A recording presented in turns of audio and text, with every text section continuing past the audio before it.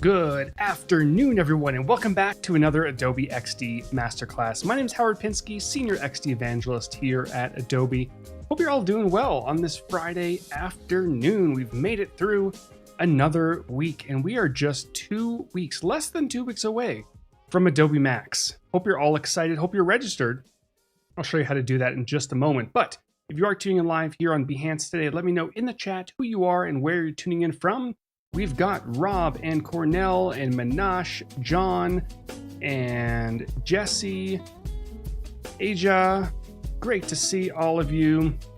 Hope you're all well and excited for another XD Masterclass. Let's go ahead and hop over to my screen and we're going to get going. So before we dive into XD, max.adobe.com. Head over there, get all the information about Adobe Max. More importantly, you can register right here at the top. You can register for all your sessions, and it's completely free this year, completely virtual, which is wonderful.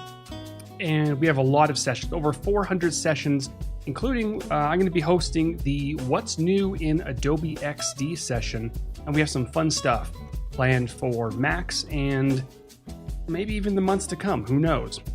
So definitely go ahead and register for that. Now, over the last few weeks, right over here, we've been building out this gaming platform, and we're going to continue building that out all through until Adobe Max, just so we have a nice series that we can wrap up when Max launches. And I have been building out several of these screens over these masterclasses, and also if you hop over to YouTube, youtube.com/Howard Pinsky, I've also started the process of releasing specific videos on what we've been doing during these live streams. So if you want a more condensed version, definitely a little bit shorter than an hour, I have one on blocking out this platform and also designing the navigation bar, including the expanded and collapsed state. So definitely go over there, watch those videos when you get a chance, or if you prefer the live streams, you can definitely go back and watch those as well. All right. Roy from Albuquerque, and who else do we have that jumped in here? Jack, great to see you. Corey, Benjamin, awesome. All right, so what are we going to be tackling today? Well, a few weeks ago, we started with the home screen, but let me show you what we've done so far. So we've tackled a loading screen, and if I go ahead and launch this, we incorporated keys and gamepad triggers to cycle through those different components. And we have our sign-in screen with text fields on the left and some buttons on the right, and also a way to sign up at the bottom. And then we have our home screen right over here with the navigation bar with the collapsed and expanded state and our hover states as well. We have this component in the middle, which allows us to switch between these different states. And there's also an expanded state. We didn't build out all of this expanded state. We may get to that at some point, but we can definitely, click and then click again to hide it. And then last week, we built out this community screen. I did make some changes. I had a lot of weight in here, still have some weight in there, but I made some changes to this section here just to add some additional people. You might recognize some of these names. We have some scroll groups. We have some stories on the right-hand side, and we have our navigation bar, which I should move to the top. That's a little bit better, right? Now, today, what I think would be interesting is we have a few of these screens already. We have our home screen and we have our community screen right over here. Maybe we'll build out maybe the library screen or the community screen. So I guess this would be the friend screen, or maybe this would be community. I don't know. Maybe I mislabeled these. Who knows? But let's go ahead and build out one of the screens that features maybe some videos or some, highlights that maybe some of the users are sharing on this particular platform. Hey, Anissa, great to see you. And I should remind you all, if anyone has questions about XD or design or whatever during the stream, definitely throw it in the chat. I am taking a peek from time to time. Alrighty. So to make my life a little bit easier to start this process, I'm going to just grab one of these artboards, like the home artboard, duplicate it down here, and let's name this library. I don't think that's going to be the final name. I don't know if it's a library. It's probably the community screen. And this one's the friends. I don't know. Who knows, right? And I'm going to just dive in here and just delete a bunch of this information. I'm not going to delete everything because we might want to keep some of it, especially the icons at the top right, and maybe even the search at the top left. So I'll delete all that, and now we have a nice clean slate. All right. Oh, Umacorn finally recovered from illness. Great to hear that you've recovered. Hope you're feeling much better. All right. So what I'm thinking on this particular screen is, Cornell says, I'd love to use app looking like this. Where can I download? You know, I don't have it available yet, but I'm thinking that once I finish the entire experience, which is going to be pretty in-depth, I might release some of it on Behance. I won't be able to release all of it because a lot of this, sorry. My lunch is coming back up. That's lovely. A lot of these assets are Adobe stock, so I can't give those away. Let me grab some water for a second.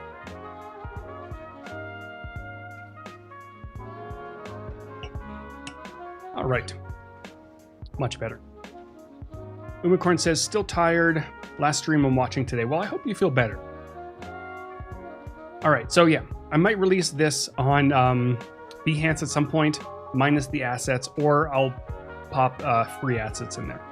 All right, so I'm thinking on this particular screen is we may have a few different sections, and they may contain maybe some previews of video. So there'll be a bunch of thumbnails in this area and some text maybe containing an image of a user and some information about the game or whatever it might be, right?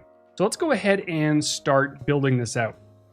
And very similar to this section up here, I might want 4 of these cells going across. So what we're going to do is we're going to activate our guides. And if you don't have any guides, you can just grab one from the left-hand side or the top.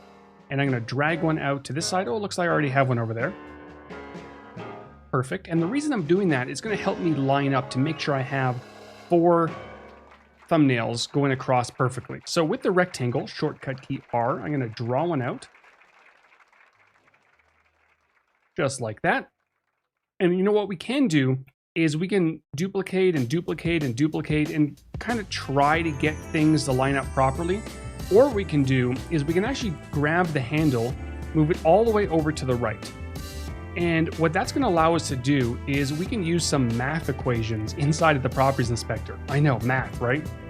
So I'm going to dive in here and I'm going to divide by 4. So /4, right? And then I don't want them to line up perfectly flush on each other. So we're going to, let me get rid of the decimals and let's minus, I don't know, maybe 8. Oops, not divide by 8. Minus 8. So that will allow us, once we actually get to the point of creating a repeat grid, right, we'll be able to have 4 going across, and if we adjust this, it'll look perfect, right? But before we get to the repeat grid, we want to add some additional information. So right below this particular thumbnail, we're going to want maybe the user's profile image, a title, maybe the user's name, right? So I'm going to grab the Ellipse tool, shortcut key E. I'm going to draw one out somewhere in this area here. Take a quick peek at the preview. That looks okay. And then over to the right, we're going to want the title. So I'm going to grab the text tool, shortcut key T, click, and type out title of highlight. Now, in terms of the typeface, we do have some saved in our document assets, I believe. We are using Museo Sans, so I'm going to hop over here and Museo Sans. Now, this is probably way too large, so I'm going to drop this. Let's try about 14.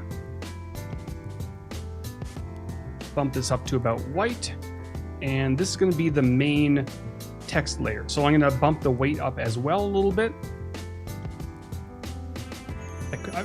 I might even drop this a little bit more, just so it's not overwhelming. We're going to see. And then I want one more text layer right underneath it. Drop this down, and this is going to be where the user user's name is going to appear. So it might be something like captured by, and then we'll have like at Bob or something like that, right? This can be a little bit secondary information, so I'll drop that as well. And that could work. Now, we have to start thinking about how we're going to bring information into this particular text layer, right? And what I'm thinking, it could be kind of cool to use a spreadsheet. I know, spreadsheets are so 1990, but I do have a Google Sheet, and I'll show you that in a moment. And I'm gonna show you how to use the Google Sheets plugin to very quickly bring information into this. So knowing I'm gonna do that, what I might want to do is actually separate this text layer here into two. So I'm going to delete the user's name. I'm going to simply keep captured by, but beside this, I might want to put the actual user's name. So at Bob here, right? And since this might be a clickable link to go to, Bob's profile, I might want to change this to a color. Let's say a nice blue. Something like that. And maybe I'll bump this in weight a little bit. Perfect. And pop that over there. All right, that could do. And what I'm also going to do is I'm going to place both of these text layers into a group and enable a stack. And the reason I'm doing that, so I'm going to Command and Control G, user, and over within the Properties Inspector, I can turn a stack on. And it determined that both of the layers inside of this group are laid out horizontally, so it created a horizontal stack. Now what's nice about that is if I decided to change the wording of captured by, let's say, highlight by, right? Then that text layer over to the right containing the user's name automatically moves as I'm making those changes, which is great. Now another thing I want to pay attention to is knowing I have information in the Google Sheet. And let me actually hop over to Safari for a second. Here's the Google Sheet we're going to be working with. And in this sheet, we have a few column names: title, user, and image. And knowing that these column names are named title, user, and image, I want to make sure that I name the layers appropriately. So this shape at the top, this is going to be for our image. And inside of the layers panel, I want to make sure to name this image. Now, there is a way to map it later on. Just makes life a little bit easier if things are named properly to begin with. And then this layer right here is going to be named title. And then we have our user right there. All right. So Luca is saying if there are more users, how are you going to show them? So basically, there's going to be a user profile picture right here, and then the user's name here. And once we do get to Google Sheets, it's going to pull in this information automatically. And I'm going to show you how that works in just a moment. All right. And maybe just to keep consistency with some of the other elements on these documents, I'm going to round out the corners of this thumbnail ever so slightly. Let's say about 4 pixels. I don't want to go too much. Umakron says, #team name your layers, indeed. Sometimes I forget and my layers panel just gets terrible. User profile. Perfect. Okay.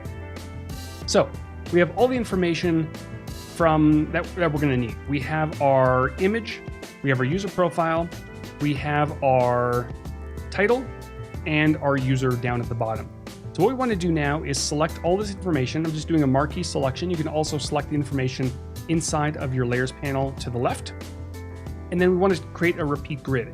You can do that with Command and Control R. You can hit the repeat grid button at the top, and boop, there we go. So when you create a repeat grid, you have 2 handles. We have one on the right, one at the bottom, and this very easily allows us to drag out additional cells. So we're going to have 4 going across like this. Then if you hover in between, you can adjust the spacing. Very simple. There we go. Looks great. And we can also drag another row down and adjust the spacing this way as well. All right. Now, before we actually bring in this information, I might want to add a very quick header at the top. So with the text tool, I'm going to type out something like highlights from friends. I'm going to change this back to white. And I might want to bump this up just a little bit.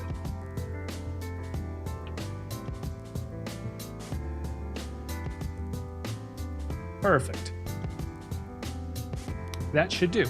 All right, so that's looking pretty good. We have all of our cells in place. Now, of course, we want to get information into these. And if you're familiar with repeat grids, or if you're not familiar, there are many ways to get information into a repeat grid. One way is you can go to a Creative Cloud library, or you can go to Finder or Explore on Windows. You can grab some assets and pop them directly in. So for example, I can open up my Toy Faces library, and I can very easily, let's go for these generic toy faces. I think I have 8 of them. 1, 2, 3, 4, 5, 6, 7, 8. Perfect. And then I can drag them directly into any of the shapes inside of this repeat grid.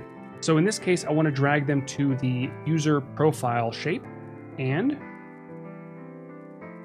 bam, there we go. So it basically went through all those images. Again, it can be in a Creative Cloud library, it can be in Finder or Explorer, and it went through all the same shapes in all the different cells, and it applied those images, which is wonderful.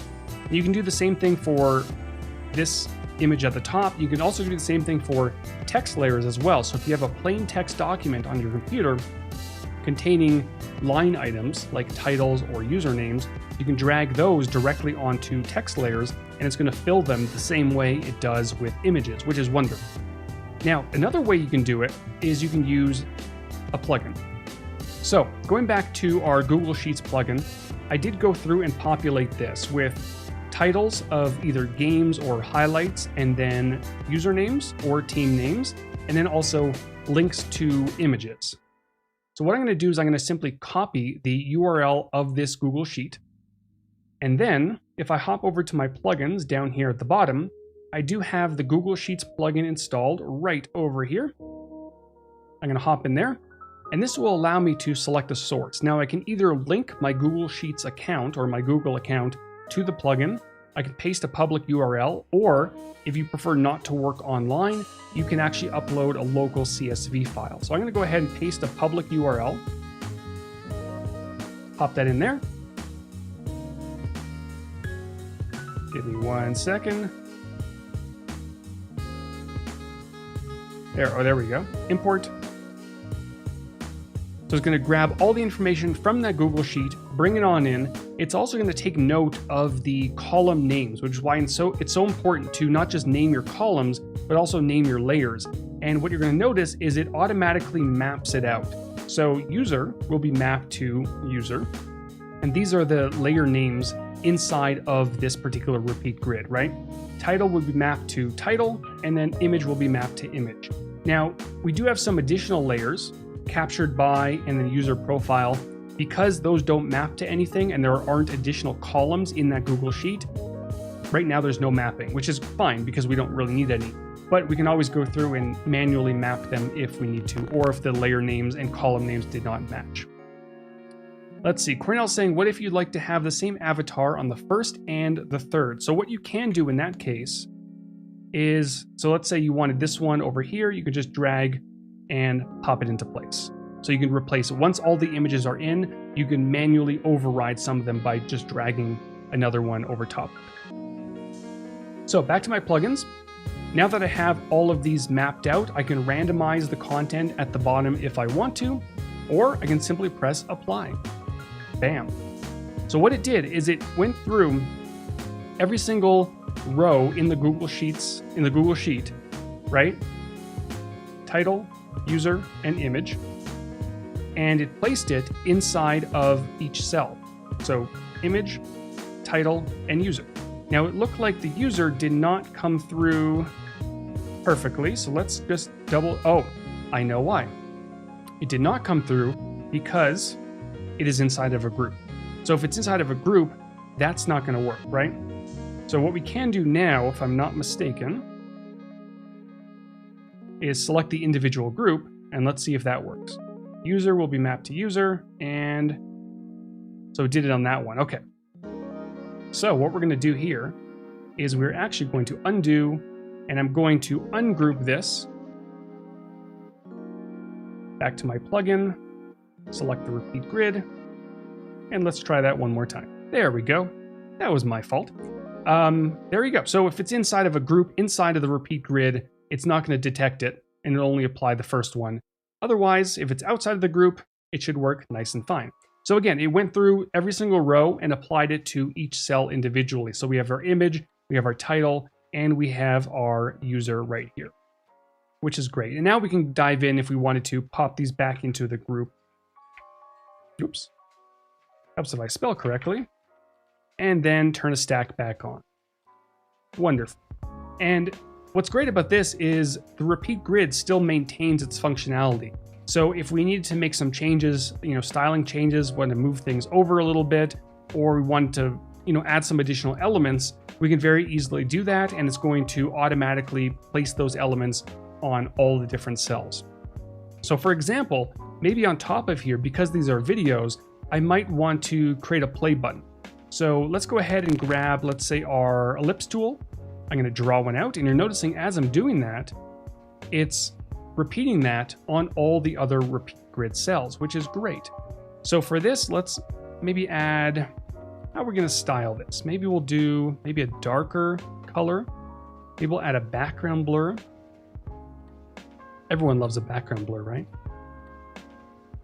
They're tricky though, because all these images are very different. This one is very dark in the center. This one is very bright and has this red going around it. This one has some blues and purples. So background blur is a little bit tricky, but if we add something like a drop or a border, right? Maybe a border on the outside. Something like that. Maybe we'll drop the opacity a little bit. Just to add a little bit of separation there. We can also add a little bit of a drop shadow. Now, because we have a background blur, the drop shadow is really not going to appear that strong, right? Even if we bump the opacity up. And in order for that drop shadow to appear, we would have to increase the effect opacity right down here. So we'll leave the drop shadow off for now. And then on the inside, we might want the actual play button. So I'm going to grab the polygon tool from the tools bar to the left, or shortcut key Y. Let's rotate that a little bit. Maybe I will round out the corners just a touch. I don't want to go too much because then it looks a little bit strange. And one thing to keep in mind when you're creating things like polygons or play buttons is that, excuse me, even though it's snapped to the vertical center of this shape in the background, it just doesn't look right. It looks off-centered. So you want to make sure that visually it's centered right about there, right? That looks a little bit better. And you're kind of seeing the trickiness of using a background blur. Again, this one here, because the color in the background is drastically different, it looks a bit off, right? So in that case, what I would probably do is, going back to the effect opacity, is I would just bring this up a little bit. And what that's going to do right down here is it's going to bring back some of the fill color. And in this case, it is essentially pure black. And I can bring that up a little bit so it's not, or I can just leave it right down there, right? And if you did have an image in there or a texture, then it's going to bring that back in as well. Hey, Laura, great to see you. So now if we hop over here, the effect isn't as strong, which is nice. And maybe I'll apply a bluish border. I don't know if the blue, purple kind of works. That could do.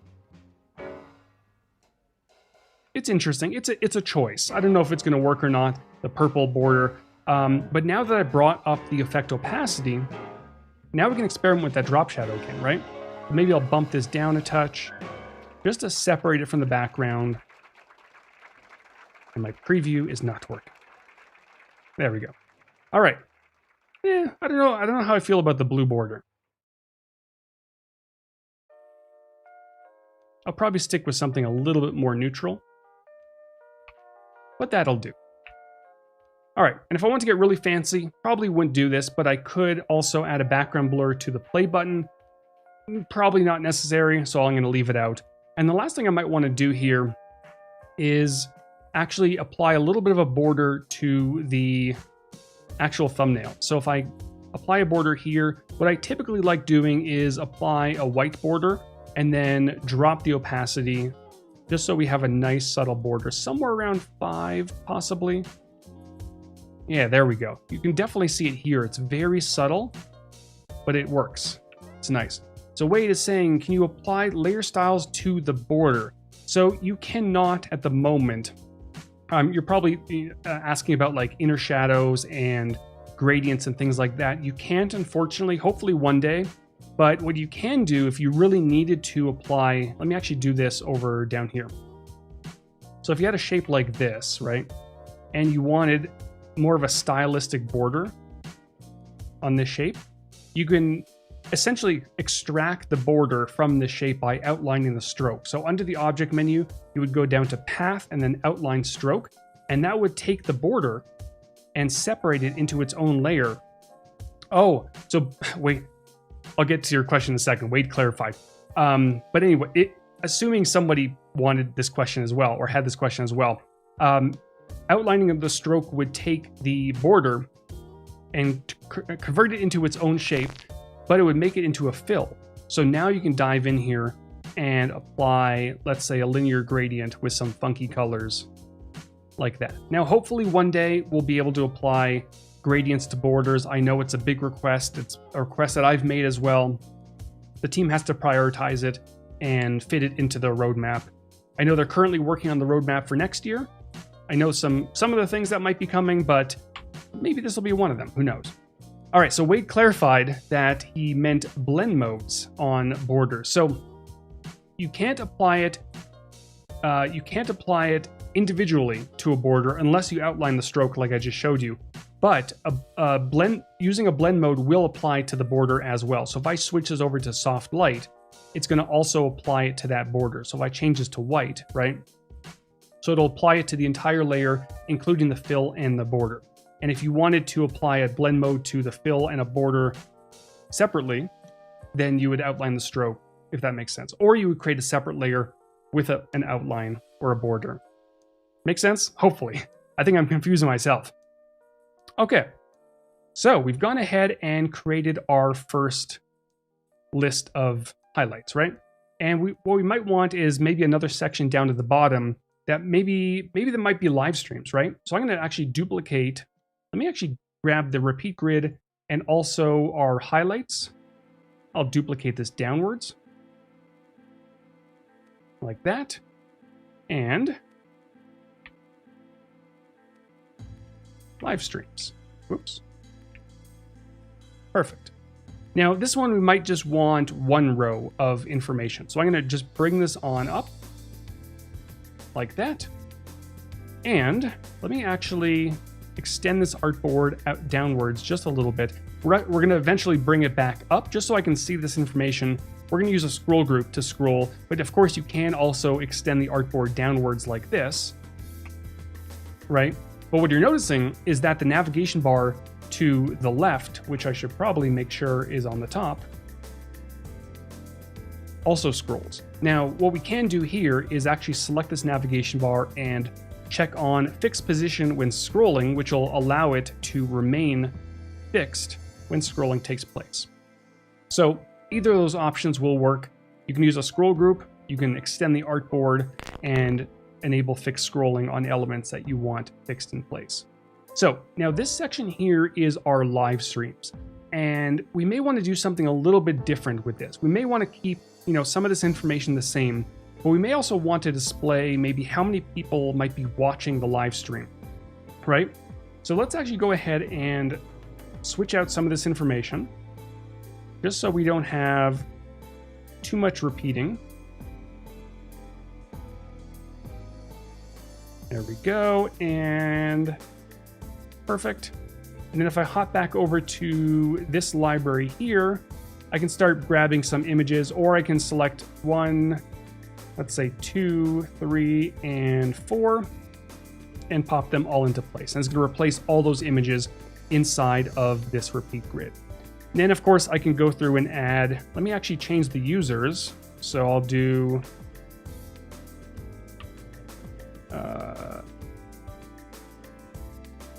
Mensa.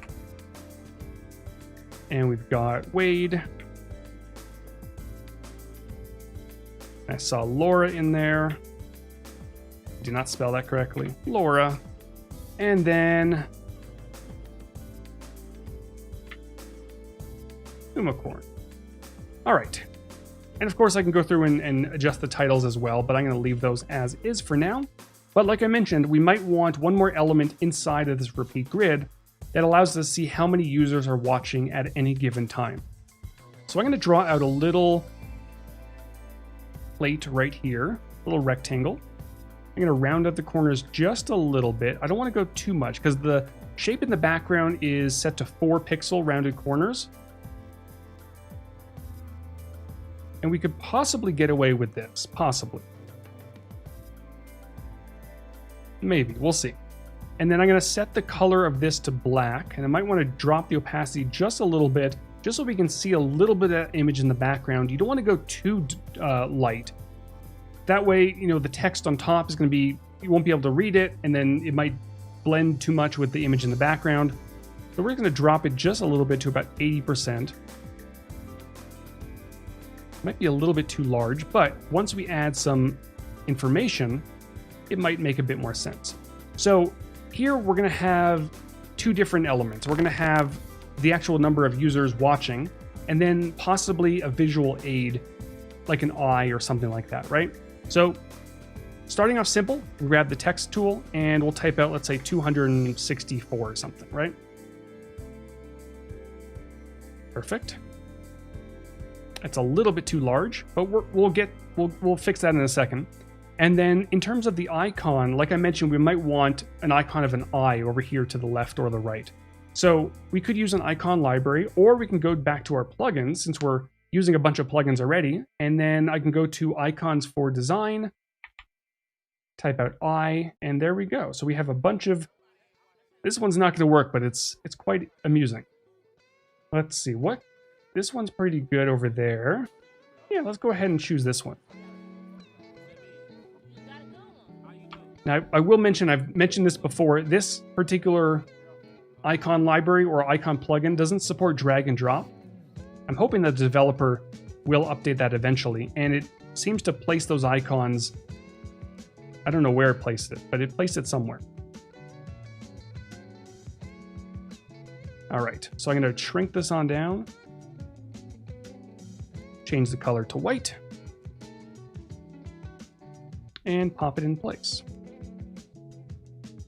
All right, so the size of the eye isn't too bad, but the size of the text is definitely too large. Now, what we can do is, knowing that, you know, some of these will be longer than others. So, you know, in this one here, we might have 1,000 viewers, so which will have an extra digit at the end, right? Or the beginning, whatever. So we want to make sure that we're using a stack and padding so that we don't have to do extra work. It's going to automatically resize as we're changing. Have you discovered any new and useful plugins? I have, actually. I'll show you that in just a moment. So what we're going to do here is we are going to grab all these elements. So the text layer, I'm going to hold down Shift, click on the eye, and the background layer.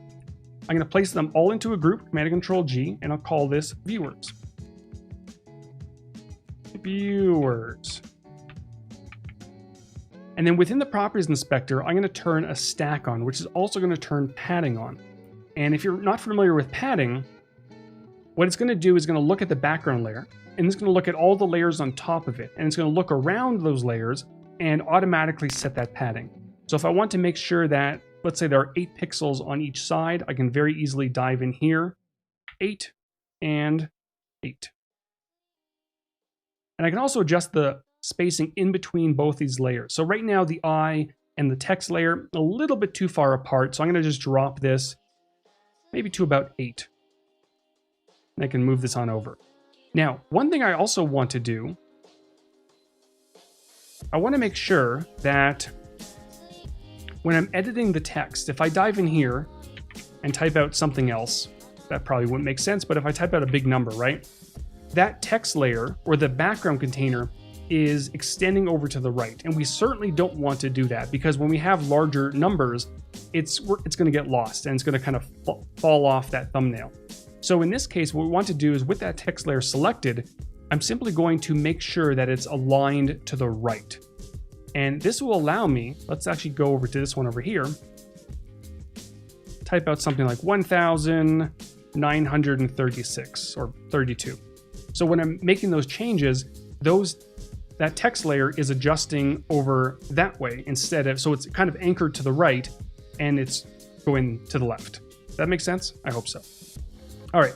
Solomon is asking, is there any free resources for vector icons instead of flat icons? So that plugin that I just showed you a moment ago, the Icons for Design plugin, is a pretty good resource inside of Adobe XD. It gives you access to open source libraries, various libraries, Awesome, Feather, Iconic, Material, Metro, Open, so on and so forth. Anyone in the chat had, oh, there you go. Alex says the Noun Project, that's also a good one.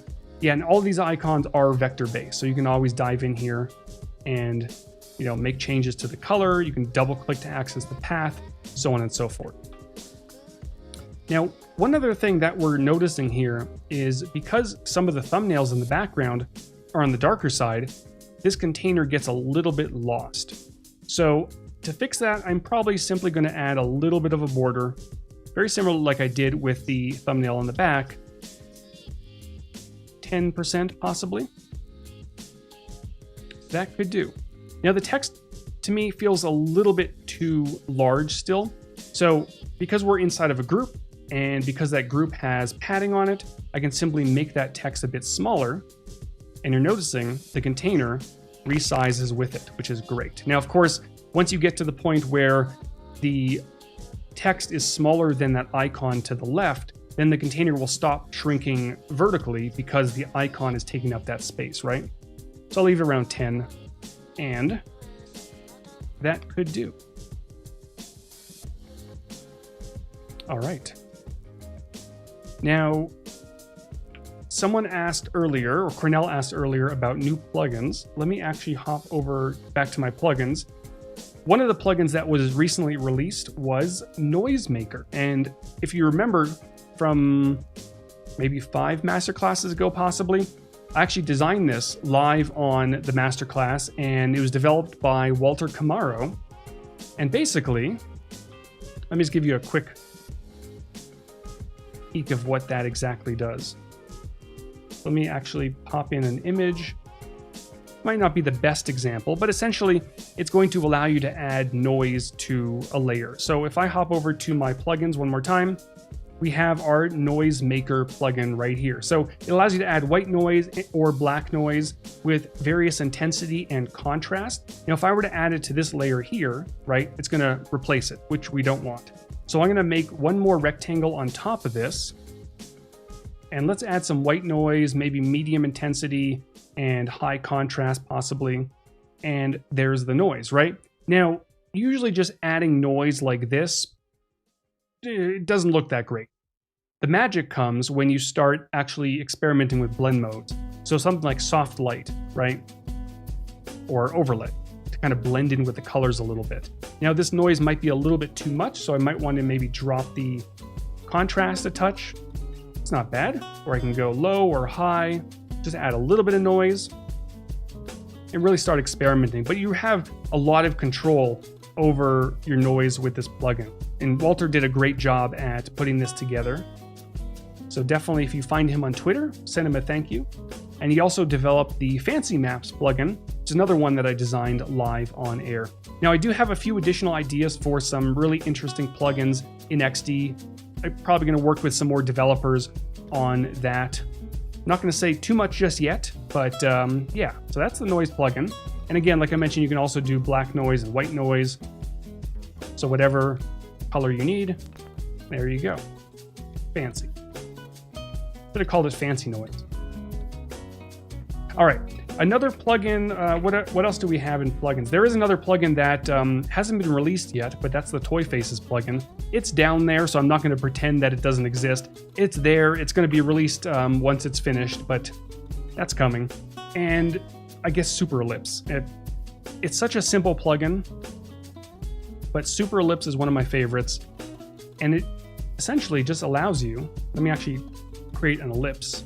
It allows you to create a super ellipse, or it's also called a squircle, which is essentially if, you know, a square and a circle had a baby, you would get a squircle.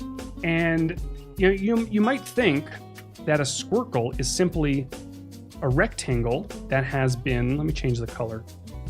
You might think it's just a rectangle with rounded corners, right? And you're not completely wrong, but if I select this ellipse and then I increase the value of the super ellipse,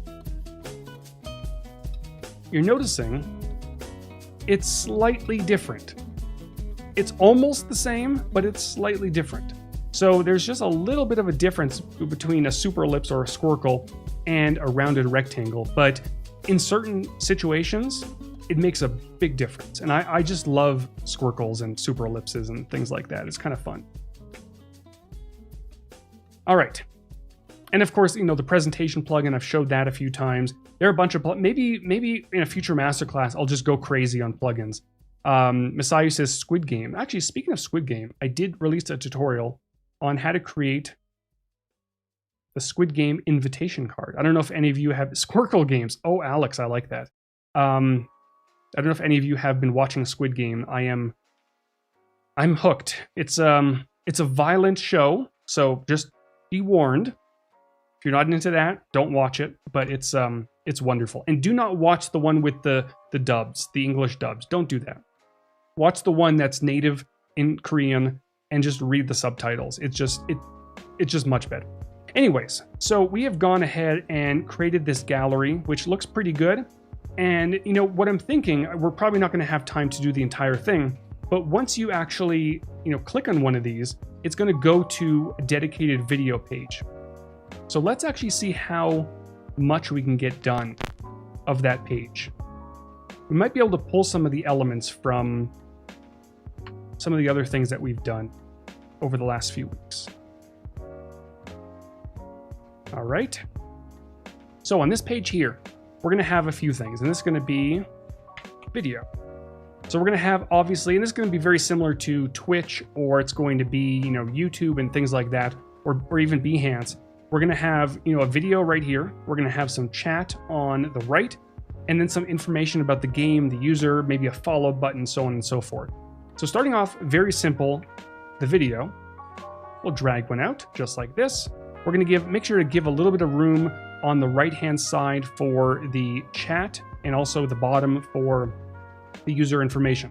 Now, one thing that might be important if you're designing an experience like this is to make sure that the video, this one here, is 16 by 9, right?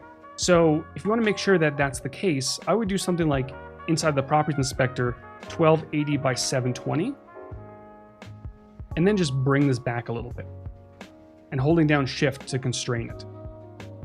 Mohammed saying, hello from Pakistan. Have been learning a lot from you. Thank you. I appreciate that, Mohammed.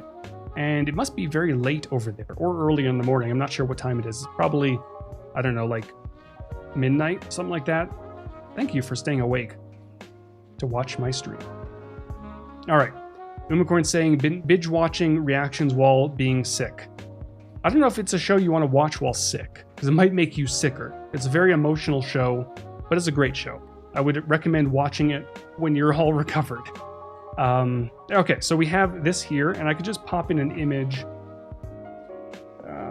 Let's say, I don't know. Boop, pop that in. All right.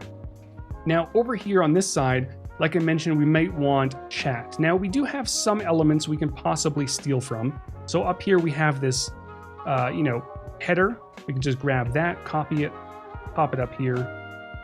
Make sure this lines up. Bring that on back. Chat, whoops.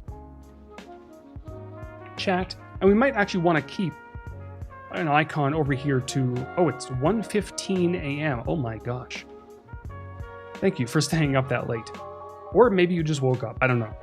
Yeah, we might want to keep an icon up here at the top right, because often on live streams or in videos, there's some sort of an icon to either collapse the chat and hide it, or filter. You can sometimes pop out that chat or all those sorts of things, right? So we'll keep an icon there.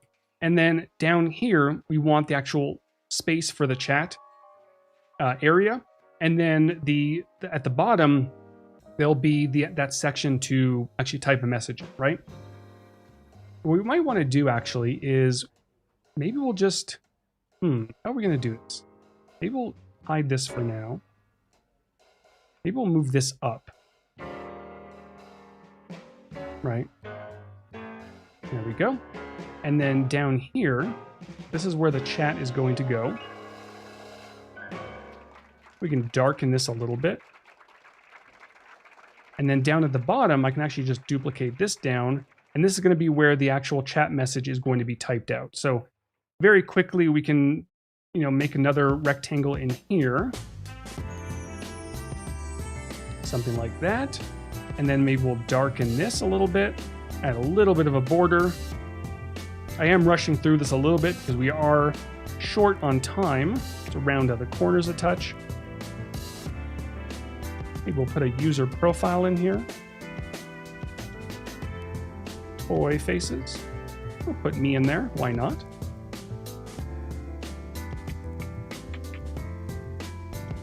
Make sure that's left aligned, pop that over there. Now, because this is a chat message, we probably don't want something this bold. We'll probably drop it to something like regular, or probably don't want to go light, but probably something around the regular weight. That could work. And then over to the right, let's actually see if there is a smiley face icon. Often in these chat, actually on Behance right now, if you look over to the right on the area where you actually type the chat, there is a little smiley face, right? Let's see, do we have one here? We do, look at that, little feather icon.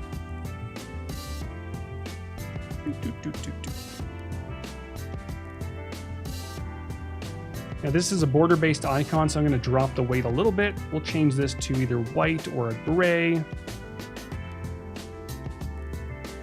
That might be too thin, but we'll see. There we go. Amanda is saying, how do I make new artwork on this? I'm new to the app. Well, I would probably recommend, Amanda, if you're brand new to Adobe XD, we do run the daily creative challenges on a daily basis, Monday to Friday. I would probably start there. These masterclasses go a little bit in depth, but like Anissa just pointed out, if you go to letsxd.com, that should actually redirect to our Learn Hub where we have some more beginner tutorials. But definitely the creative challenges, because that starts off every single day you get a new challenge, and those are on the more beginner side, and that'll really build up your skills so that when you do tune into another masterclass, it'll make a little bit more sense. Cute little smiley face. There we go.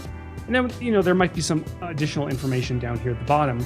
But over here, does Behance have something? It kind of has something like that. You'll have a follower button and maybe a button to contribute and things like that. Again, I'm rushing through this because we only have a few minutes left. Let's do a nice blue button. And we'll do follow. This one will be a little bit bolder because it is a call to action.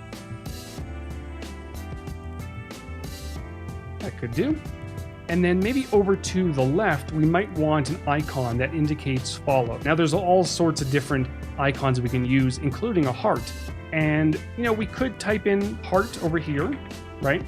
Or, and some of you may have seen this, some of you may not have, there's an Easter egg in Adobe XD. As far as I know, this is the only Easter egg in Adobe XD. If you grab the polygon tool, shortcut key Y, drag out a polygon like this, and then over within the properties inspector, if you type in less than 3, boop, or that greater than 3, I think it's less than 3, right? You get a heart. There you go. Beautiful. And then like we did earlier, I'm going to select all this information, group it, turn a stack on, and then padding wise, let's actually drop this a little bit. Drop this maybe to 16.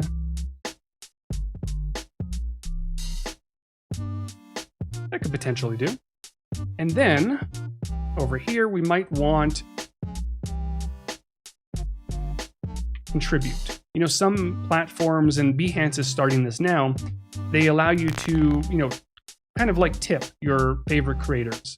So we'll do something like this, and the icon will probably switch out to maybe, like a diamond maybe? No, a gem. Ah, here we go. Where did it go?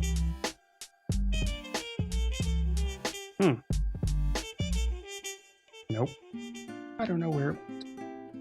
I'm going to see if I can get in touch with the developer of this particular plugin, because I absolutely love this plugin, but the fact that the icons kind of just pop at the top right, left-hand corner drives me a bit insane.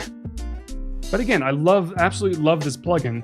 I just wish they would introduce drag and drop, or a better way of, aligning where those icons kind of pop up, right? There we go. And I can also place both of these buttons into a group and then turn a stack on. That way, if I wanted to, I can just very easily swap these around depending on the user experience, right? There we go. And then finally, over to the left, like I mentioned, we might want some information about the game. We might want the title and that sort of thing. So I'm going to drag out a rectangle like this. Maybe I'll round out the corners ever so slightly, maybe 4. That could do. Pop a game in here, this one here, that looks pretty good. And then, let's say, looking for our first.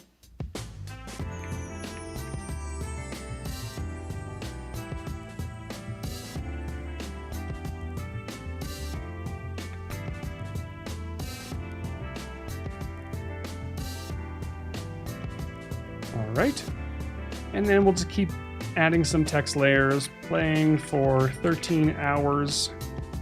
I certainly can't do that anymore, but when I was younger, I would definitely play video games for like 13, 14. When World of Warcraft, I think it was Burning Crusades came out, me and my guild played, I think it was like 56 hours straight or something like that. And by the end of it, I was like still wired up. I don't know how. If I tried to play for 4 hours straight now, I'm in my 30s, yeah, not going to happen, right? Not going to happen. I wish I was young again. Maybe one day we'll be able to like reverse aging or something.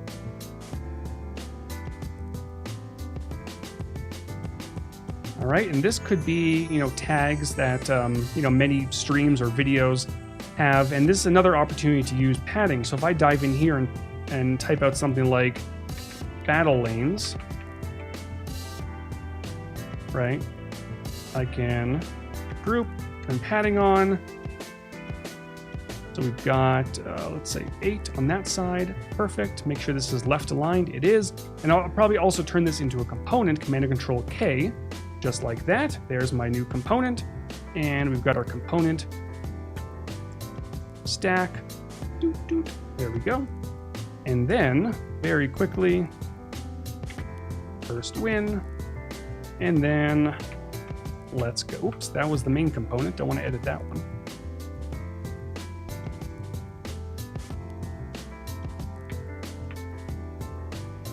There we go. Love me some WoW. Yeah, I did too. I probably wouldn't play it these days, but yeah, I'm getting old. Getting old is no fun.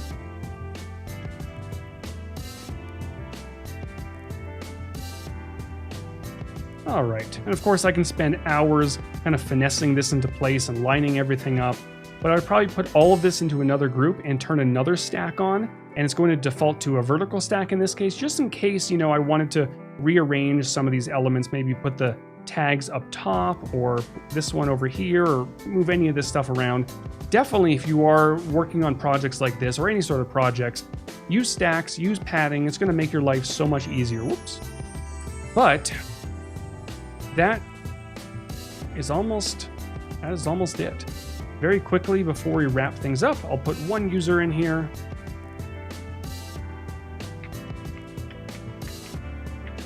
There we go. Bump this up a little bit. And while I'm doing this, definitely stick around after my stream. Kyle T. Webster is coming up. And you're not going to want to miss that stream if you're into illustration. He does some amazing work, so stick around for that. Probably make this a little bit bolder, possibly. I'm going to move this over a little bit. And this is a great opportunity to use a repeat grid as well. Boop. Drag this on down. Now we have lots of chat messages. Now what I will mention is I would probably select this text layer and make sure it's on fixed height. Just drag that over. That way you have a little bit more room to type your messages. Or you can use a stack as well. That way if you have a message that takes up 2 lines, then it's going to bump everything down automatically, which is wonderful. All right, we've accomplished a lot today. We tackled this entire screen here and the video page. We used the Google Sheets plugin. We used icons for design, images, libraries, all sorts of fun things. That was a fun time. Next week, we're going to probably wrap this project up. It'll be the week before Adobe Max, which is going to be really exciting. Can't wait for that. Can't wait to reveal all the new features with all of you. So stick around. Call to Webster is coming up in just a few minutes. Big thank you to everyone who has tuned in today, and I will see you all next week.